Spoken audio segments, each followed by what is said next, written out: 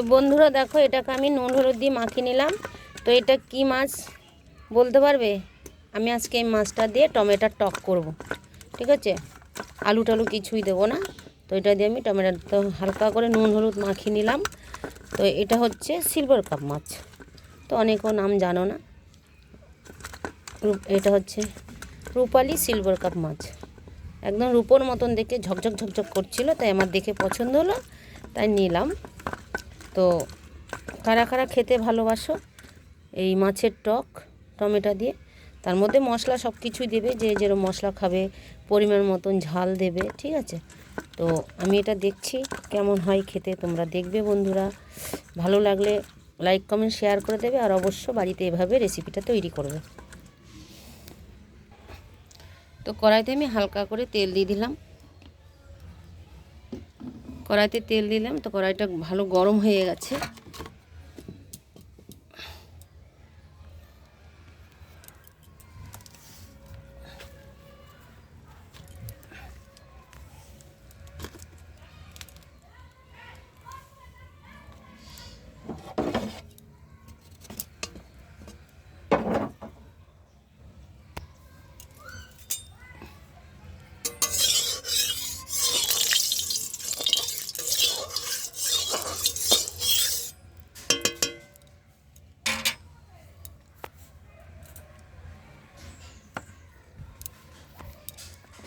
বন্ধুরা দেখো, মাছগুলো আমি তেলের উপর দিচ্ছি। আমি ছাদের উপরে রান্না করছি, খড়ি কাঠগুলো এনেছে, কী করবো, এই ছাদে রান্না করছি। মাছগুলো একটু হালকা করে ভেজে নিই, বেশি ভাজলে হবে না, কড়া করে হালকা ভাজা করতে হবে। তো তোমরা এই রেসিপিটা করে দেখবে, সিলভার কাপ মাছের টক টমেটো দিয়ে টক, তার মধ্যে মশলা সব কিছুই থাকবে। দেখো, মাছের টক করবো, তো আমার মশলাটা রেডি করে নিয়ে এসেছি, তো মিক্সচার করে নিয়ে এসেছি। এর ভিতরে আছে আদা রসুন জিরে আর হচ্ছে শুকনো লঙ্কা কাঁচা লঙ্কা মিক্সড আছে। তো এইভাবে মশলাটা দিয়ে দিতে হবে। তো দেখো, এক পিঠ মাছ ভাজা অলরেডি হয়ে গেছে।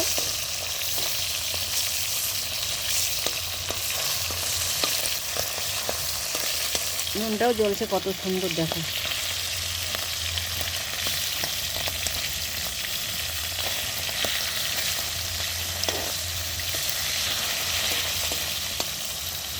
অবশ্যই ভালো লাগলে লাইক কমেন্ট শেয়ার করবে। এই মাছের টকটা তোমরাও করে দেখবে। পুঁটি মাছের টকও ভালো লাগে, কারা খাও আমি তো জানি না, আমি করবো যেদিন সেদিন দেখাবো রেসিপিটা। এটা পুরোই রেসিপি নতুন, তো অনেকে খাই না টকটা, তো আমার ভালো লাগে, আমি আর আমার মেয়ে খাবো টকটা। বন্ধুরা দেখো, মাছটা আমি ভাজা করে তুললাম, তা হালকা ভেজেছি, পুরো কড়া করে ভাজলে কিন্তু হবে না, ঠিক আছে? এর মধ্যে মাছের মুড়ো কারা কারা ভালোবাসে, মাছের মুড়োও ভাজছি। মাছের গুঁড়ো আমার মেয়ে ভালো খায়, দুই মেয়ে খায় ভালো, ছোটো মেয়েও খায় বড় মেয়েও খায়, তো আমার ছেলে ভালোবাসে না।